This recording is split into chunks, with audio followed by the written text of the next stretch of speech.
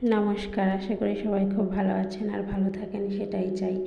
তো গতকাল তো মনসা পুজো গিয়েছে, আমরা তো এখানে কোথাও মনসা মন্দির নাই, যার কারণে যেতে পারছি না। তাই বাসায় বসেই চিন্তা করলাম যে পুজোটা সবাই দিয়ে দেয়।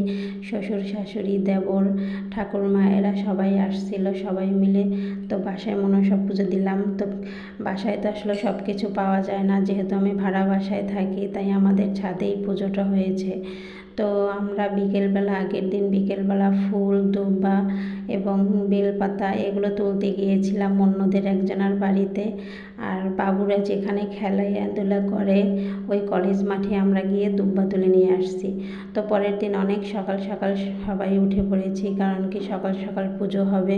তাই সেই ভোরবেলা উঠে আমি মা স্নান করে লুচি ভাজা ফল যত সব আছে সবগুলো কেটে কুটে একদম রেডি করে নিয়েছি। এর ভিতরে দেখা গেছে যে পুরোহিত মশাই চলে এসেছে। তো আমরা সবাই ছাদে চলে গেলাম, তো ওখানেই পুজোটা সেরে নিয়েছি আমরা সবাই। তো আসলে খুব ভালো লাগছে অনেক দিন পর নিজের বাসায় আরও সেরকম পুজো দিয়ে। যদি আপনাদেরও ভালো লাগে অবশ্যই কমেন্ট করে জানাবেন। আর মনসা মা সবার মঙ্গল করুক, সেটাই চাই। তো আমার ছেলে মেয়ে ওরা অনেক খুশি, কারণ এরকম আসলে বাসায় পুজো সহজে তো হয় না। ভাড়া বাসায় এরকম সহজে হুট করে পুজো আমি একা আসলে সাহস পাই না। যদি আমার শ্বশুর শাশুড়ি এরা আসে তাইলে আসলে সবাই মিলে করার জন্য ভালো লাগে। আর নিজে একা একা আসলে করতে গেলে আমার খুব ভয় লাগে, কারণ আমি একা একা এত কিছু বুঝিও না, আর পুজোয় কী কী লাগে সেটা ভালো করে জানিও না। আর যতটুকু না জানি মা আসলে পরে বলে দেয় যে এটা এটা করো, এটা এটা করো।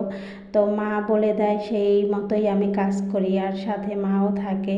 তো সবাই মিলে আসলে অনেক আনন্দ করলাম পুজোতে। তো পুজো তো চলতেই আছে, দেখতে পাচ্ছেন। তো সাথে এই যে দেখেন, এর বাবাও ভিডিও করতেছে আর আমার মেয়ে বসে আছে, আমরা এই যে বসে আছি। তো পুজো চলতেছে, পুজো অনেকক্ষণই ছিল। আর আমার শ্বশুরও পাশ দিয়ে ভিডিও করতেছে আমাদের।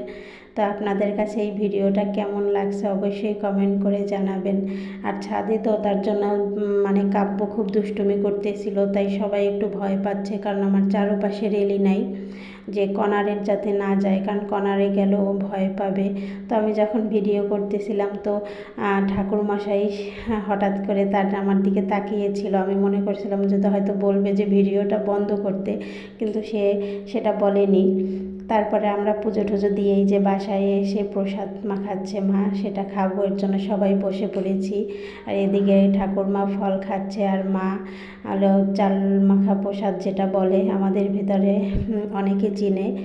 আর বিশেষ করে যে মুসলিম ভাই বোনেরা এরা হয়তো অনেকেই